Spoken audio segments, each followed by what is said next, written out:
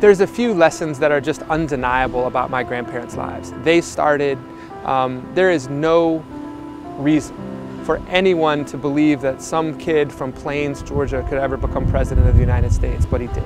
You can't deny the power of an individual and the power of a single human being to make giant change, because I've seen it, they've seen it, and it is real, and it flowed through this institution. When you talk about the fact that my grandfather was the president of the United States, I mean, that just by itself gives the opportunity to do huge things, right?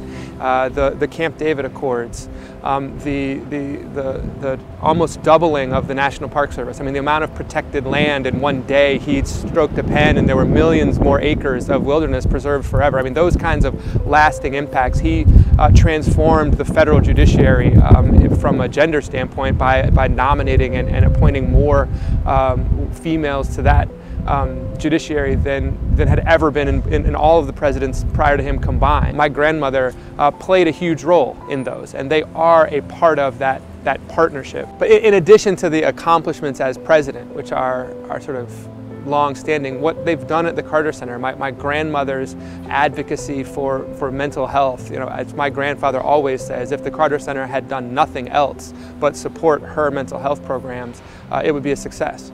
But of course they have together, they've together gone to observe elections. They've together gone to repeatedly look and dig into these public health problems in countries where nobody else is willing to go. There will be no more guinea worm disease by the time they're finished. Their partnership is just an incredible one on every level that I know. Obviously what they've accomplished in their lives, in politics, what they've accomplished as advocates for different issues, what they've accomplished just doing work for other people across the globe is remarkable. But their partnership at home, the way they do things around the house, the way that they deal with family emergencies, the way that they live their life, it is as inspiring a relationship as I've ever witnessed. They just celebrated their 70th wedding anniversary.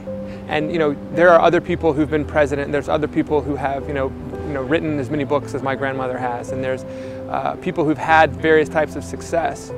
But I don't think anything is a guaranteed indicator of a happy life like a 70-year marriage. I mean, that relationship, that partnership that's been so strong for so long is just incredible. They love each other and they have so much fun together. And yes, there's some things that are work, and they'll go and build a house in the the hot sweaty humidity of India, or they will travel to the middle of nowhere in some remote part of Chad or Mali, or they'll climb Mount Kilimanjaro together, and it'll be hard and it'll be difficult, but they just have a great time. I think my grandparents can give a little roadmap, and the first step of that roadmap is don't underestimate what you can do no matter where you come from.